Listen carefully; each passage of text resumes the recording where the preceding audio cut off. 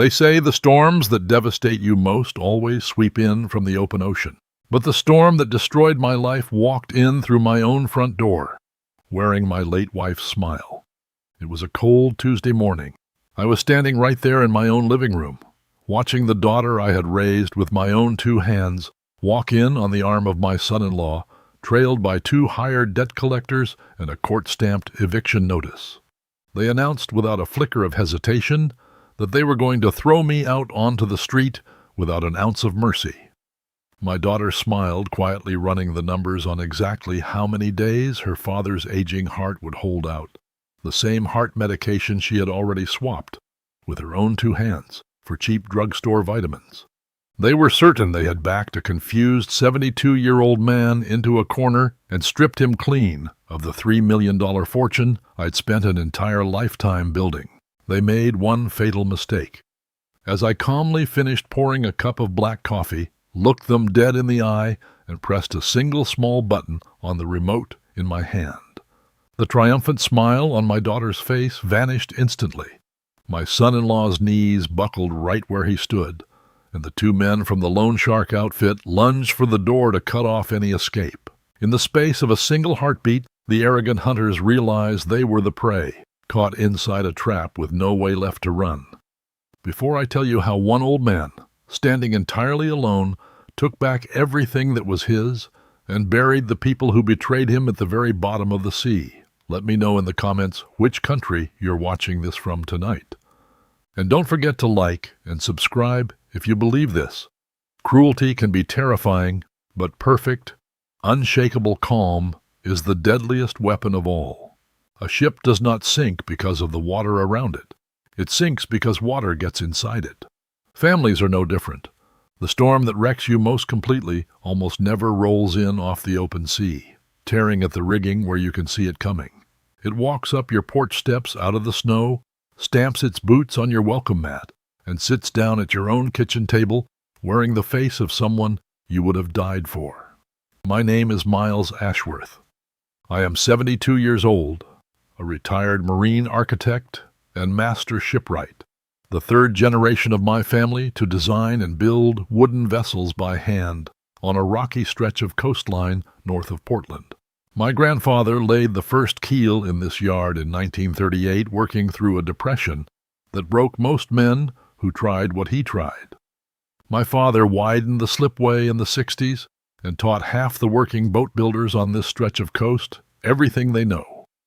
I spent 50 years of my own life at that same bench, shaping oak ribs and steam-bent planking into hulls built to survive a North Atlantic gale without complaint, and I built the house that sits on the bluff above the yard with those same 2 hands, board by board, the very summer I married my late wife, Constance.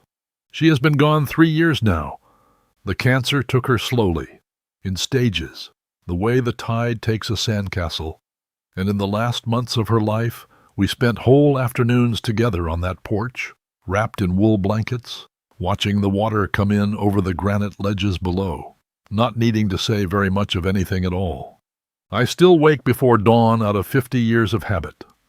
I still grind the beans myself and brew a pot in the French press exactly the way she taught me. Black, no sugar, no cream.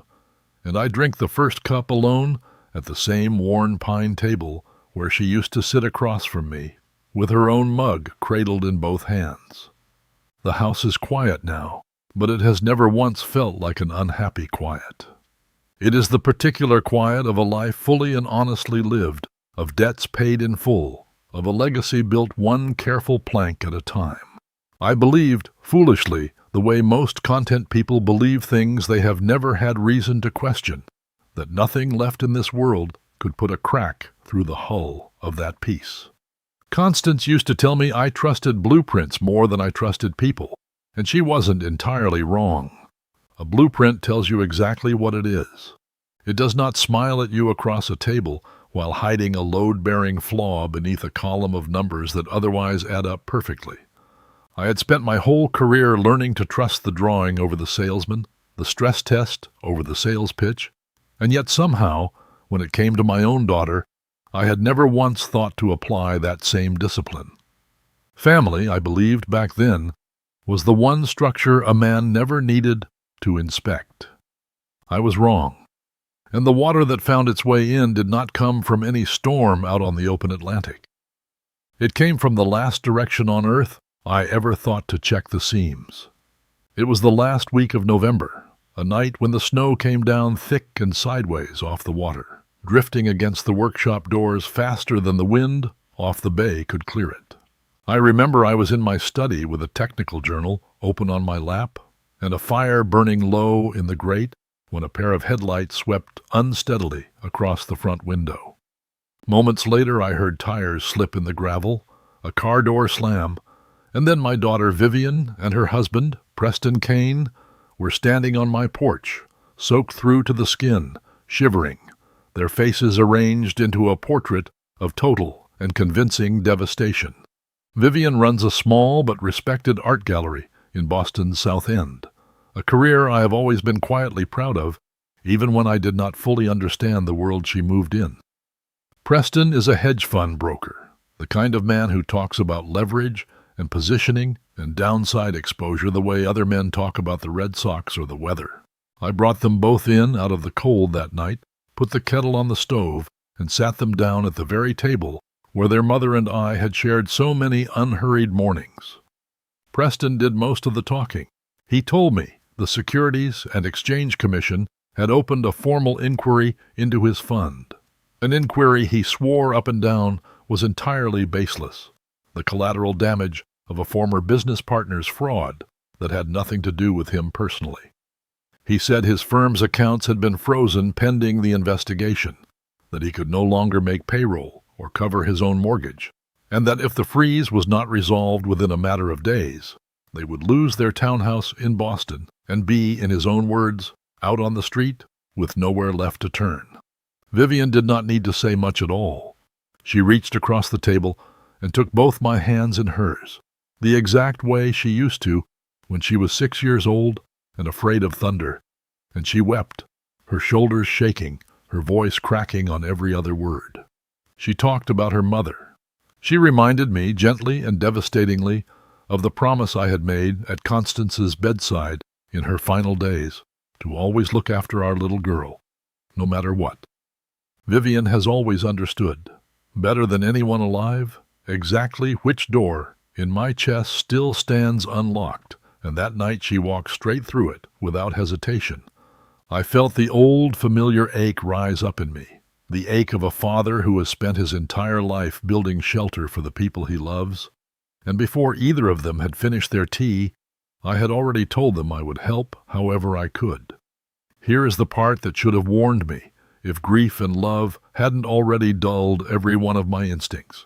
Preston did not ask me for cash. When I offered, without hesitation, to liquidate a portion of my retirement accounts and write them a personal check that very night, he shook his head slowly and told me cash would not solve what he called a structural problem. What the SEC and the bank both needed to see, he explained patiently, the way you might explain something to a favorite uncle, was that he had access to substantial, appreciating collateral of his own. He unfolded a thick stack of documents across my kitchen table and called the whole arrangement a heritage trust, a legal vehicle, he said, that would formally place the shipyard and the house into a family trust structure. It would demonstrate real financial capacity to regulators and creditors alike, he told me, and as a secondary benefit, it would also shield the estate from Maine's notoriously punishing inheritance tax whenever I eventually passed away. I would remain the sole resident for as long as I lived, he assured me, his voice warm and reasonable.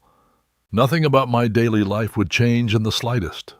I would simply be protecting 3 generations of family legacy from 2 enemies at once, the SEC and the tax code, in a single stroke of a pen.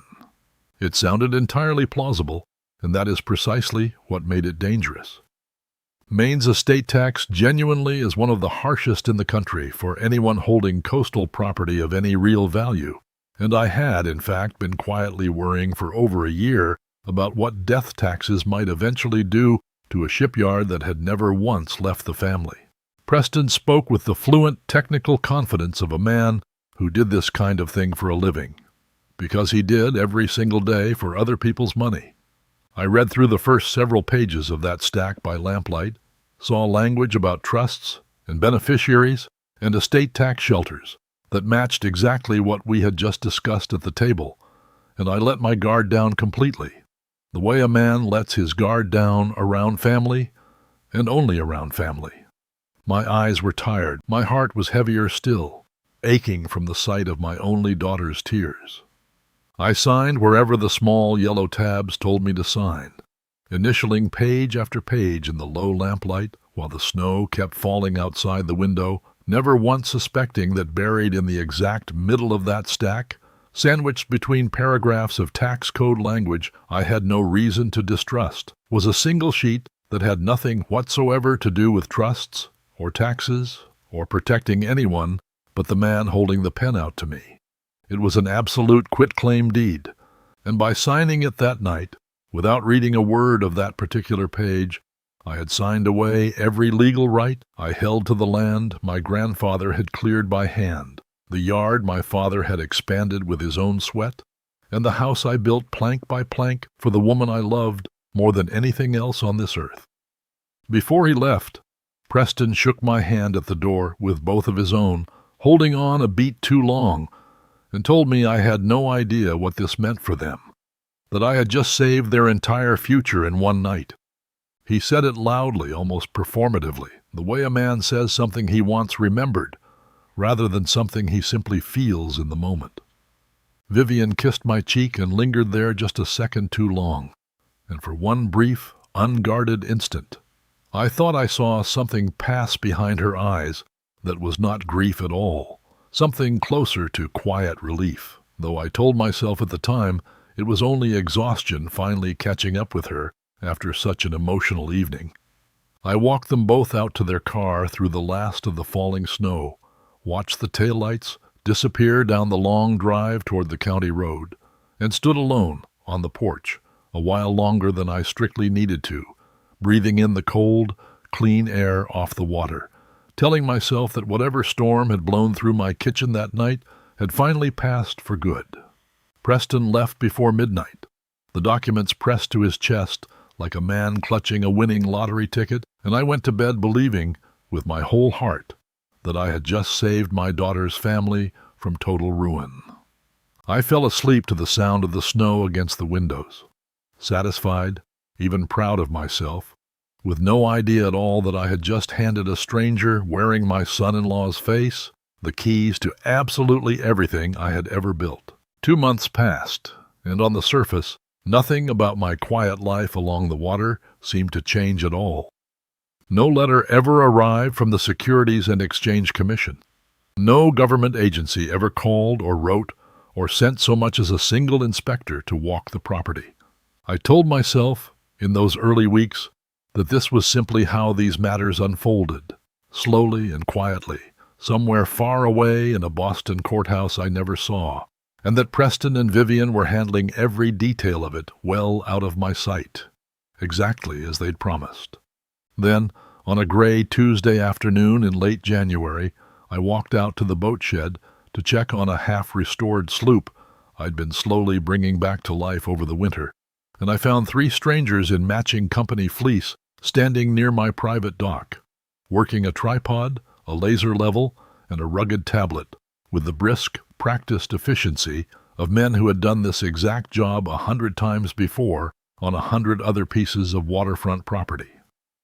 I asked them plainly, in the same even tone I would use with anyone standing uninvited on my land, what business they had down by my dock. The lead man, an appraiser who introduced himself as Colton, checked something on his tablet screen and told me, without a trace of suspicion in his voice, that his firm had been retained to conduct a full commercial valuation of the parcel ahead of an approaching groundbreaking.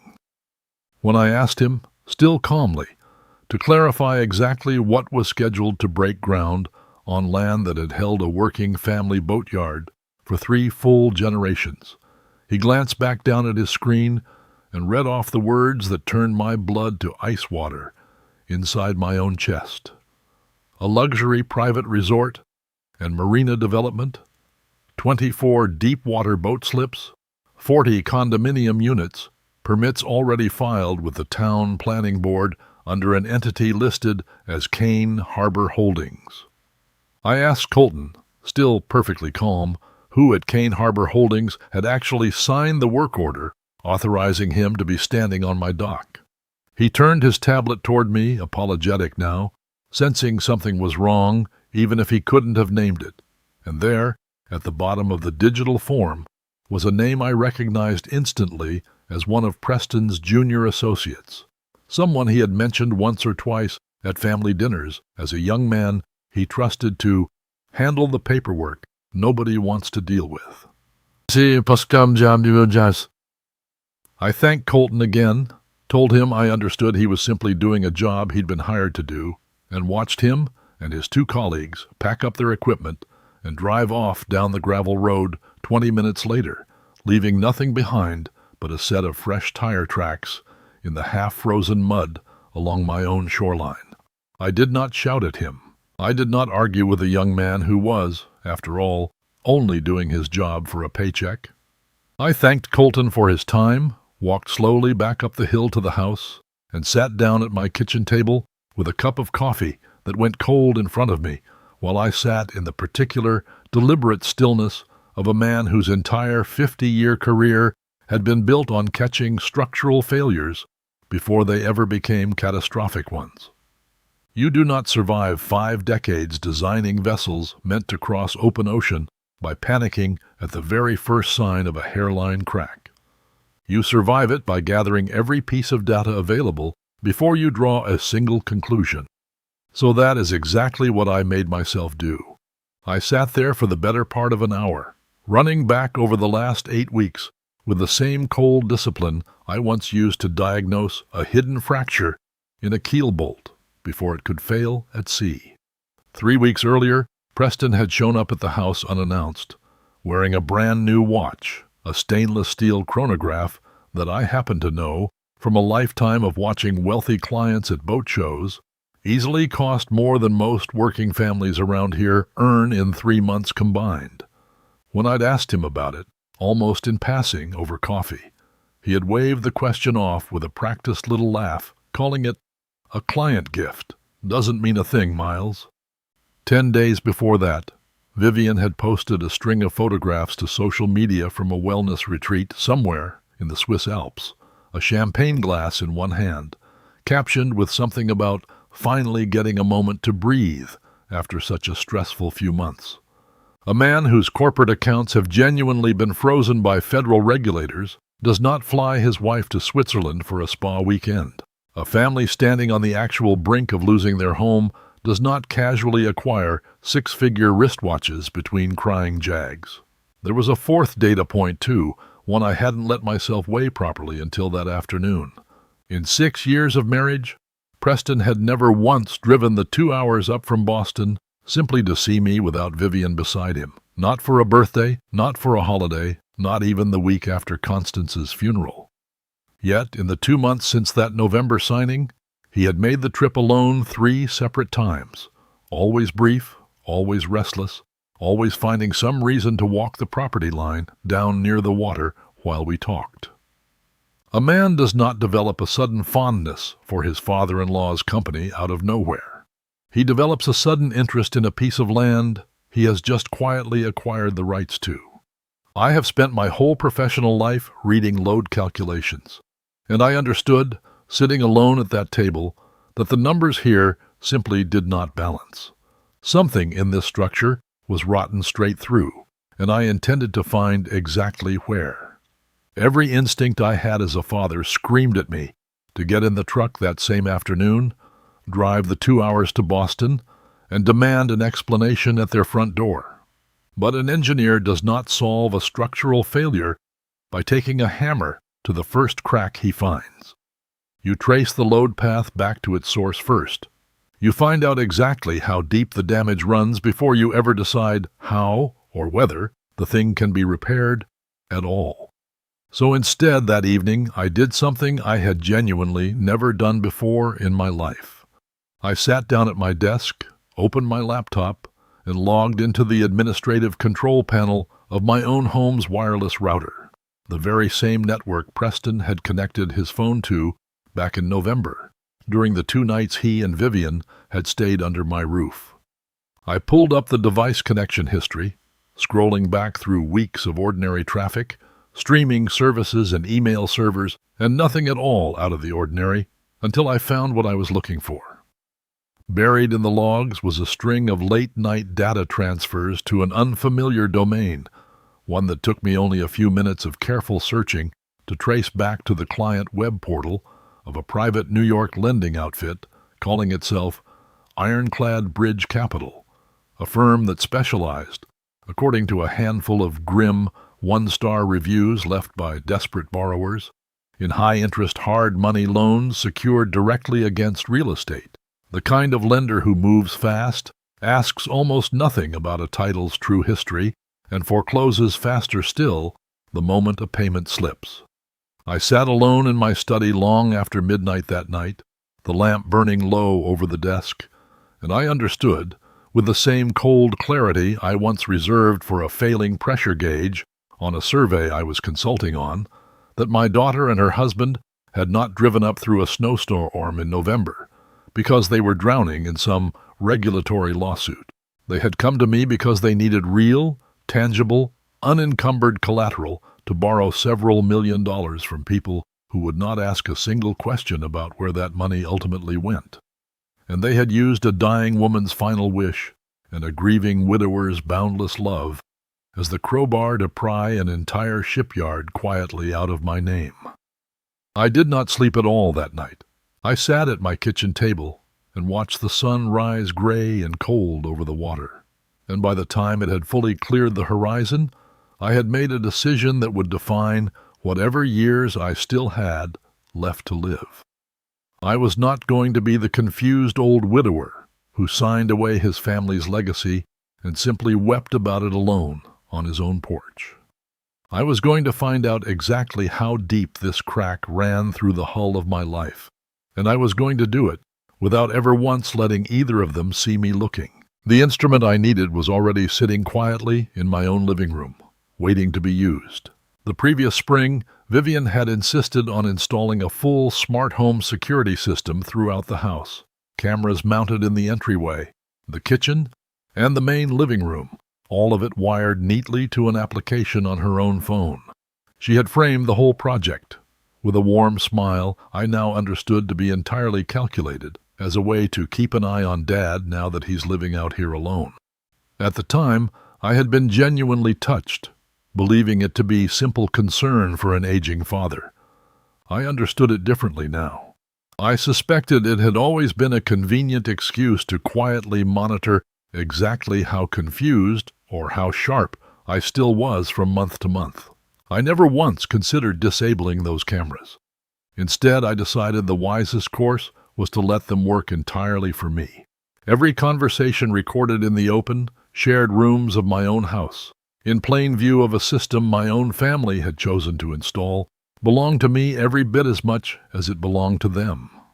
No wiretapping statute in the state of Maine could reach a homeowner's own security footage of conversations that unfolded openly in his own living room. If Preston and Vivian were careless enough to conduct their business in front of a camera they themselves had mounted on my wall, that carelessness was a mistake of their own making, not a crime of mine to answer for. So I began deliberately to perform. I have spent a lifetime reading blueprints and stress diagrams, and if there is one lesson 50 years at a drafting table teaches a man, it is that the most effective structure is almost always the simplest one available to him. I did not need an elaborate ruse. I only needed to become smaller and less threatening in their eyes, one small detail at a time. Over the following 2 weeks, every time Vivian called to check on me, I let my voice wander and falter mid-sentence. I mixed up the names of her 2 children, correcting myself with visible embarrassment. I left my truck keys sitting in the refrigerator door beside the orange juice and pretended not to notice when she found them there, watching her expression very carefully as it shifted, almost imperceptibly, from genuine concern into something closer to quiet satisfaction.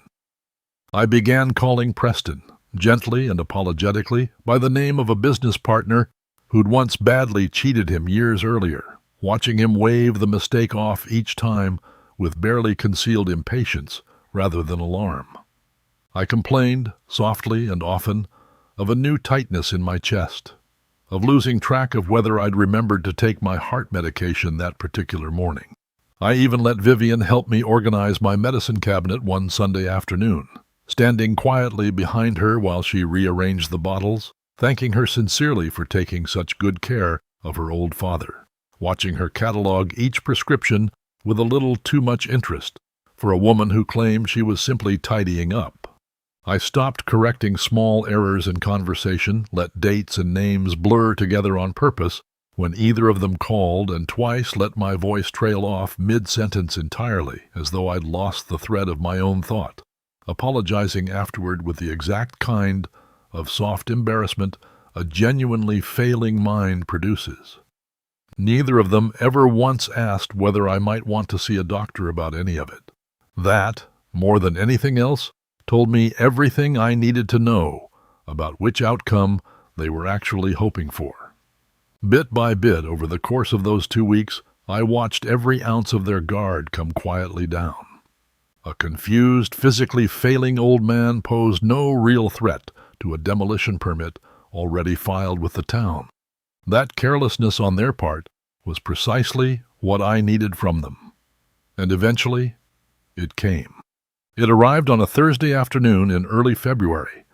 Preston drove up alone that day, ostensibly to check on the property for a few minutes, and while I sat slumped in my recliner playing the part of a man drifting in and out of an afternoon nap, he stepped outside onto my own porch, believing himself entirely alone, and made a phone call. My living room camera, angled toward the bay window facing that porch, caught every single word of it clearly through the glass. He was speaking directly to someone at Ironclad Bridge Capital, confirming that the demolition crew was already scheduled, that the existing structures on the property, my house, my workshop, the boat shed my own grandfather had built by hand, would be leveled completely within the next 10 days, well ahead of the planned marina groundbreaking. He actually laughed while he said it, a short, satisfied laugh, and told the man on the other end of the line that the old man up there had absolutely no idea what's coming for him. I saved a copy of that clip to 3 separate places that same night: a locked folder on my own laptop, a small encrypted drive I kept in the workshop safe beside my grandfather's original tools, and a third copy I mailed the next morning, quietly and without explanation, to my own attorney's office in a plain envelope. An engineer never trusts a single point of failure, and I was not about to let one corrupted hard drive or one broken phone stand between me and the only proof I had that any of this was real.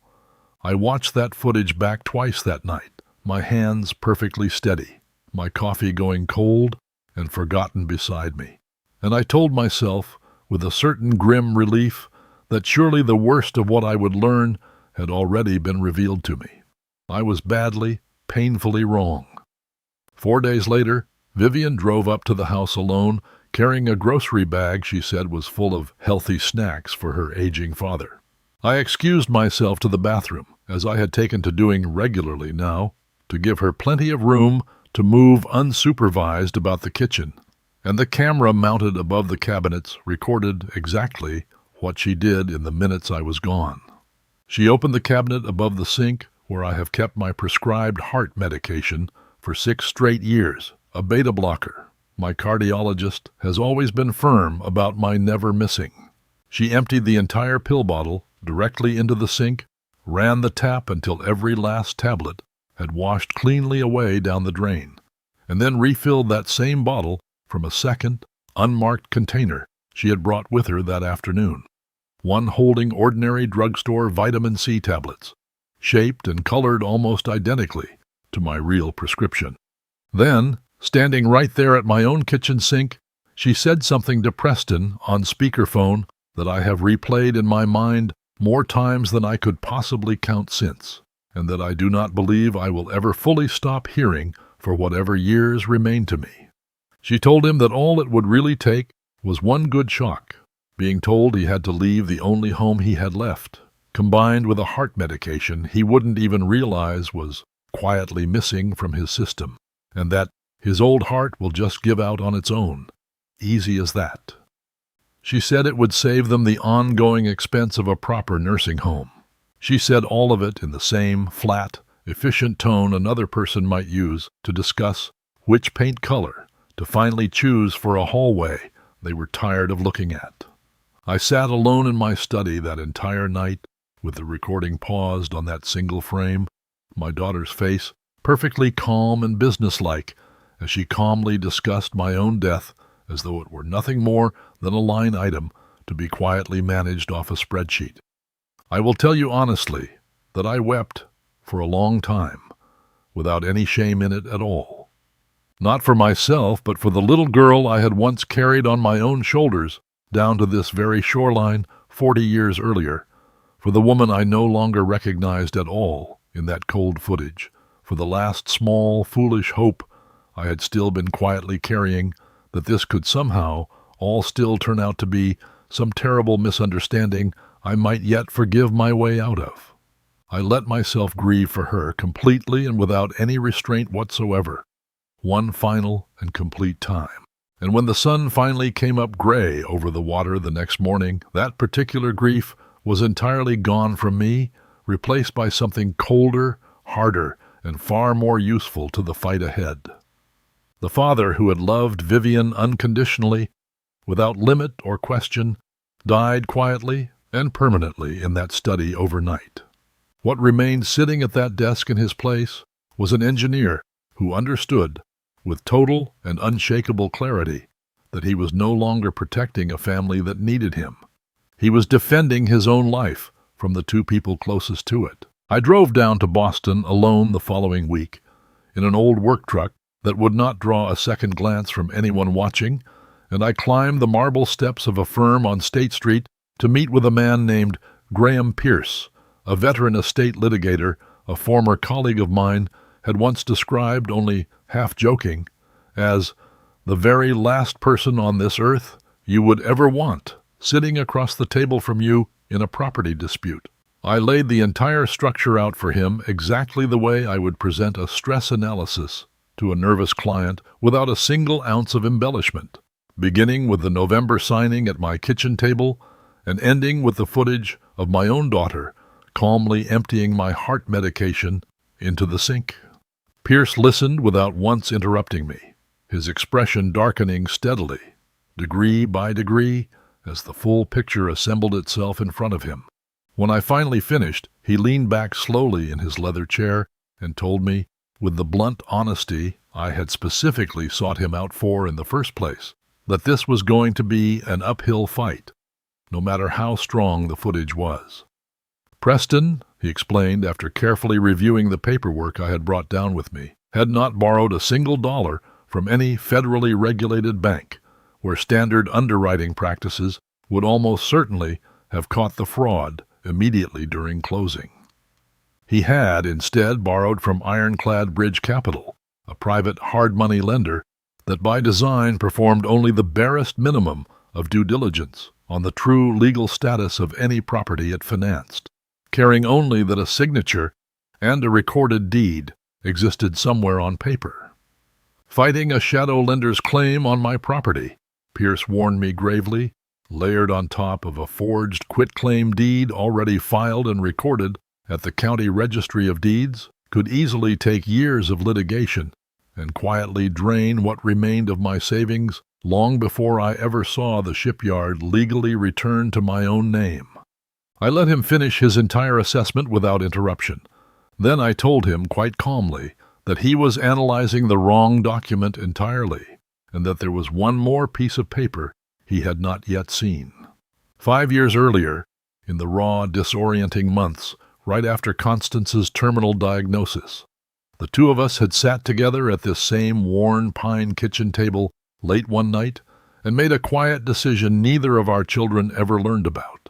We were terrified, in that particular, practical way people become when they are staring down the barrel of a terminal illness together, that after Constance was finally gone, our daughter's taste for a life we could never quite afford might one day talk her aging father into selling the land we both loved to fund some fleeting extravagance.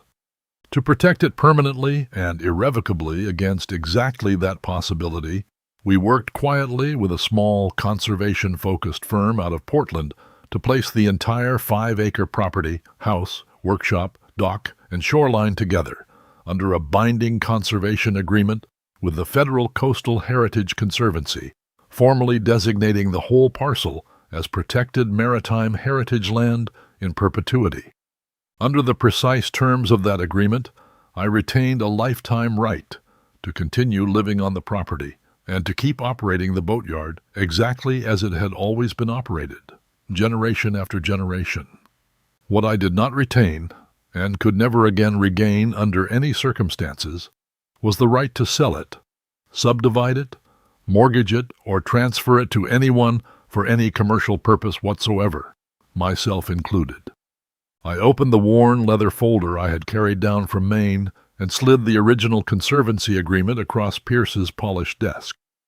I watched him read through it once, then a second time more slowly, his professional skepticism gradually giving way to something closer to genuine astonishment. The quitclaim deed Preston had tricked me into signing that snowy November night, he said slowly, working it through out loud, was not simply unfavorable to my position. It was entirely, completely void from the moment of its signing. I had never once possessed the legal authority to transfer that property to anyone, which meant Preston had walked directly into Ironclad Bridge Capital's offices and pledged, as collateral for a $3 million loan, an asset he could never legally have received from me, and I could never legally have given him in the first place. He had not committed a family betrayal that a civil court might slowly untangle over the course of several exhausting years.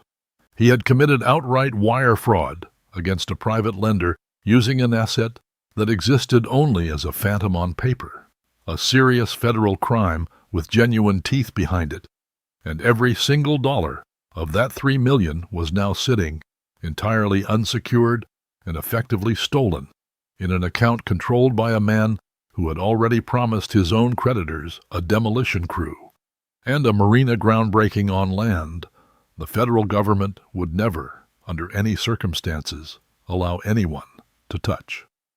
Pierce sat back slowly in his chair, and for the first time since I had walked through his office door that morning, he actually smiled. A thin, sharp smile I recognized immediately as the look of a hunter who has just found the perfect blind. He told me that most clients in my exact position, upon learning what he had just learned, would want to call the police within the hour, if not sooner. I told him that was precisely why we were going to wait.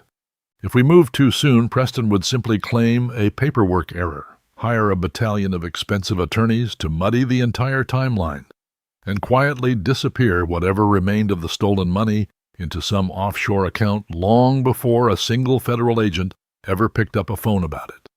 What we needed instead was for him to walk directly and confidently into the trap on his own power, publicly and on the record, believing right up until the very last second that he had already won everything. Pierce asked me, before I left his office that afternoon, whether I understood what I was actually asking him to do, sit on evidence of an attempted murder for weeks, possibly longer, while my own daughter continued to have unsupervised access to my house and my medication. I told him I understood it completely, better than he did, in fact, because I was the one who had to sleep alone in that house every single night. But I also told him I had spent 50 years learning that a poorly timed repair is sometimes more dangerous than the crack it was meant to fix. If we moved on the medical evidence alone, without the fraud case fully assembled behind it, a competent defense attorney could still spin the pill bottle as a tragic misunderstanding, a mix-up, anything short of what I knew it to be. I wanted both crimes exposed together in the same unbroken moment, so there would be no room left for either of them to explain their way out of it. Pierce studied me for a long moment across his desk, then nodded slowly and picked up his phone, to make the first of what would become many quiet calls. Pierce agreed to begin quietly assembling a formal case file with a contact he trusted inside the FBI's Financial Crimes Division, while I drove back north to keep playing the part of a fading, harmless old man who suspected absolutely nothing at all. The morning it finally happened was a bright, hard-edged Tuesday in early March, the kind of coastal Maine morning where the light coming off the water is almost too sharp to look at directly. I was sitting at my kitchen table with my coffee when I heard tires on the gravel drive, more than one vehicle by the sound of it, and I looked out the window to see Preston's SUV pulling up alongside a black sedan I did not recognize at all. Vivian climbed out first, dressed sharply in a tailored coat, her expression already set and entirely businesslike.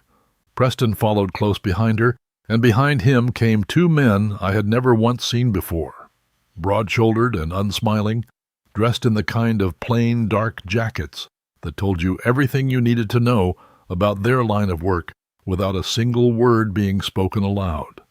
They were, I understood immediately, representatives sent directly by Ironclad Bridge Capital, there to make absolutely certain their collateral was cleared of its current, inconvenient occupant that very morning. Preston carried a slim folder up my porch steps, papers he called with a straight face, a voluntary relocation agreement, and hidden behind that pleasant legal language was nothing more than a plain and simple threat. I was to sign it on the spot, gather whatever belongings would still fit into a single suitcase, and allow myself to be placed into a waiting wheelchair and driven directly to a care facility that same morning. If I refused to cooperate fully, he told me, his voice carrying the flat, practiced patience of a man long accustomed to getting exactly what he wanted, the two gentlemen standing behind him would be more than happy to lend a hand. I did not raise my voice at any point. I did not so much as rise from my chair at the table. I told them all quite calmly that they were welcome to come in out of the cold morning air, and I offered to pour everyone in the room a fresh cup of coffee before we discussed anything further at all. Preston exchanged a brief, satisfied look with Vivian, clearly enjoying what he took to be the final, easy surrender of a broken and confused old man, and the whole group filed obligingly into my living room, the two men from the lending firm posting themselves near the front door like a pair of quiet sentries. I set 5 clean cups out on the table, poured the coffee slowly, black, exactly the way I have poured it every single morning of my adult life, and then I calmly picked up the television remote resting on the side table beside my chair. I told everyone in the room there was something I believed each of them deserved to see clearly before any papers at all were signed that morning. I pressed play, and the large screen mounted above my fireplace filled instantly with crisp 4K footage of my own living room and kitchen, recorded weeks earlier. Preston out on my porch, laughing openly into his phone about a demolition crew, and an old man who had, in his own recorded words, absolutely no idea what was coming for him. Then the kitchen, my daughter's hands perfectly steady and precise as she emptied my heart medication down the drain and calmly refilled the bottle with vitamins, her voice on speakerphone, explaining in flat, businesslike detail exactly how convenient it would be if my own heart simply gave out on its own, all on its own, requiring nothing further from either of them. The room went completely, utterly silent, except for the sound of the recording playing on. I watched the color drain slowly and visibly from Preston's face in real time. I watched the two men from Ironclad Bridge Capital exchange a look between themselves that had nothing whatsoever to do with sympathy for an old man and everything to do with sudden, rising alarm, because they understood, faster even than Preston or Vivian seemed to, exactly what they were watching unfold on that screen. Their firm had wired $3 million real against a property their own borrower did not legally own, using documents that were now, right there on camera, revealed as part of an elaborate and deliberate fraud. One of the two men said something low and sharp to Preston about his employer being about to hear all of this in great detail, and I realized with a certain grim and quiet satisfaction that the very men sent that morning to intimidate an old widower out of his own home had just become, in the space of about 90 seconds, witnesses eager to make absolutely certain their employer's money was recovered from the person who had actually stolen it out from under everyone. Preston tried weakly to reach for the remote in my hand, stammering something about the footage being doctored, taken out of context, edited by someone who wanted to hurt him professionally. Nobody in that room believed him, least of all the two men his own lender had sent. One of them, a heavy-set man, who had not said a single word since walking through my door, finally spoke, low and flat, asking Preston directly whether the property he had pledged as collateral had ever actually belonged to him at all. Preston did not answer. Vivian, standing frozen by the counter, said nothing either, her eyes fixed on the screen as her own recorded voice kept playing out into the silence of the room, every word of it landing like a stone dropped into still water. They moved together to block the front door, no longer interested in the least in evicting me, only in making certain Preston did not leave that room before some very hard questions of his own were finally answered in full. It was in that exact moment that I heard the sound I had been quietly waiting weeks to hear, the low, rising whine of sirens turning up my long gravel driveway from the county road. Graham Pierce had made his call the previous evening, once every last piece of the case file had been made fully airtight, and the agents who came through my front door only moments later did not hesitate for even a second. Preston was placed in handcuffs right there on my own porch, informed in clear, unhurried official language that he was under federal arrest for wire fraud and bank fraud in connection with a $3 million loan secured fraudulently against a property he had no legal claim to whatsoever. Vivian, standing frozen and pale by my kitchen counter, with the footage of her own recorded voice still hanging heavy in the air around her, was informed in the same measured tone that she was being formally detained on a charge of attempted murder in the first degree. Vivian did not go quietly, not at first. She dropped to her knees right there on my kitchen floor, the very same floor she had once crawled across as an infant, reaching for her mother's outstretched hands. And she looked up at me with tears streaming freely down a face I had loved unconditionally since the very day she was born. "Dad, please," she said, her voice breaking apart on every word. "Help me. I'm your daughter, please. I want you to understand honestly that I felt something powerful in that exact moment, something I am not ashamed to admit even now. I am not a man made entirely of stone, whatever I may have quietly become over the course of those long, cold weeks since the snowstorm back in November. But I did not move even one step toward comforting her. Instead, I reached slowly into my jacket pocket and pulled out the pill bottle she herself had refilled with vitamins weeks earlier, and I unscrewed the cap and let the cheap, useless tablets scatter and roll one by one across the old wood floor between us until the little bottle was entirely empty. "You calculated my heart's tolerance very precisely," I told her, my own voice steady and level, carrying none of the practiced tremor I'd spent so many weeks pretending to have around her. "What you seem to have forgotten, Vivian, is that the man who spends his whole life designing ships meant to cross an entire ocean never once sends one of them out to sea without a proper backup system built in." I let that single sentence sit heavily in the silence stretching out between us for a long moment. "You didn't just try to take my land out from under me. You sat in this kitchen, drank my coffee, and worked out the precise, careful math of how quickly you could end my life without spending a single dollar on my care while you did it. That is not a mistake an ordinary daughter makes in a moment of panic. That is a cold, deliberate plan a stranger makes." The federal agents led her gently but firmly out to the waiting car a few minutes later, and I stood alone on my own porch and watched the whole scene unfold, drinking down the last of a cup of coffee that had gone completely cold in my hand, without my noticing.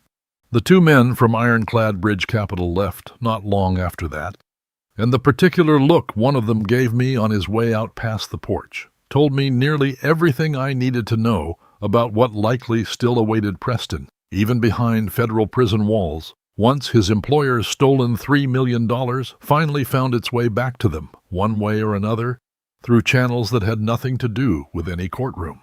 In the months that followed, the case moved through federal court with a thoroughness I found genuinely soothing after so many long weeks spent living inside quiet deception. The camera footage was played in full in open court. Every single word of it entered cleanly into the record. And I'm told by Pierce that several jurors could not bring themselves to look directly at Vivian while the recording of her own calm, businesslike voice discussing my death as though it were nothing more than a line item on a household budget filled the entire courtroom. Preston was ultimately convicted on multiple counts of wire fraud and bank fraud and was sentenced to 18 years in federal prison. Vivian was convicted on charges of conspiracy and attempted murder in the first degree and received a comparable sentence of her own, handed down by a judge who did not bother to hide his own visible disgust while reading it aloud. Every asset the two of them had accumulated together over the years, the Boston townhouse, the watches, the flights to Switzerland, was formally seized by federal marshals to help make Ironclad Bridge Capital whole, and what remained of their once glittering life together in the city was liquidated down to almost nothing at all within a matter of months. Pierce called me the evening the verdicts came down, his voice unusually quiet for a man I had come to know as almost relentlessly composed. He told me the prosecutor had used a single phrase in her closing argument that had stayed with him, describing the scheme not as a crime of desperation, but as a crime of design, built plank by careful plank the same way I had once built the very house they tried to take from me. He said the jury had needed only a few hours to reach their decision on both counts, and that when the second verdict was read for Vivian, she had not looked toward the gallery at all, had not looked for me, because she already knew I was not there to be found. Word moved quickly through the small coastal town where I have lived my entire life, the way it always does, and in the weeks that followed I found casseroles left quietly on my porch by neighbors who did not quite know what to say, and old friends from the yard who simply showed up on a Saturday morning to help me clear brush from the lower field without ever once mentioning what had happened. Understanding, in the plain way people who work with their hands often understand things, that some kinds of comfort are better offered through labor than through words. I did not attend either of their sentencing hearings in person. I had already said everything I ever needed to say to my daughter, once and completely, on the floor of my own kitchen, and I did not feel any real need to stand up and say it all over again for an audience of strangers. It took the better part of a full year before I finally stopped waking at 3 a.m, replaying that footage over and over again in my mind. I will not sit here and tell you the grief disappeared entirely, because it has not, and I suspect honestly that some quiet portion of it never fully will. But I made a decision sometime that following spring, standing alone out on the dock, with the fog still low over the water, that I was not going to let what my daughter and her husband tried to do to me become the final chapter written into the story of my life on this coast. I did not sell the shipyard, not even once the offers started quietly coming in from developers who had heard the whole story secondhand. Running from this land, I came to understand slowly over that long year, was never going to be the thing that actually healed me. Instead, I reopened the workshop doors my own grandfather had first hung on their iron hinges nearly 90 years earlier, and with the help of a small local nonprofit, I converted the entire boatyard into a hands-on training program for teenagers aging out of the foster care system and young people the local courts had referred as a genuine alternative to detention, teaching them the very same skills my own father once patiently taught me: how to read the grain running through a plank of oak, how to steam bend green wood without splitting it apart, how to measure twice and cut only once, and more than anything else I could ever put into words, how to build something lasting with your own two hands that will still be standing long after you yourself are gone from this world. There is a particular quiet kind of joy in watching a 17-year-old who has spent his whole life being told he was good at nothing at all suddenly discover that his own hands are steady enough to fare the curve of a hull. Some mornings now I simply stand out on the dock with my coffee and watch a fresh group of kids laughing together over a half-finished skiff, sawdust caught in their hair, and I find myself thinking about the quiet promise I made to Constance so many years ago at that same kitchen table, and I believe, as much as I believe anything left in this life, that I have finally, truly kept it. People often say that family is supposed to be the safest harbor a person will ever find in this life. I no longer believe that is true without real qualification. Sometimes the anchor you have trusted your whole life turns out, when you finally haul it up and look closely, to be rotted straight through at its core, and the only way left to save the ship is to cut it loose yourself, no matter how much that costs you in the moment. Forgiveness, I have come to learn slowly over these last few years, is something you offer entirely for the sake of your own peace of mind.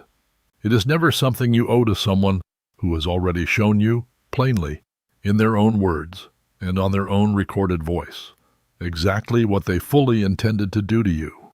Never hand the wheel of your own life over to a person who does not treasure the simple fact that you are still standing there at the helm. If a story like Miles's has ever made you stop and think carefully about the true difference between loving your family unconditionally and protecting yourself from them when it truly matters, I would genuinely like to hear where that line falls for you.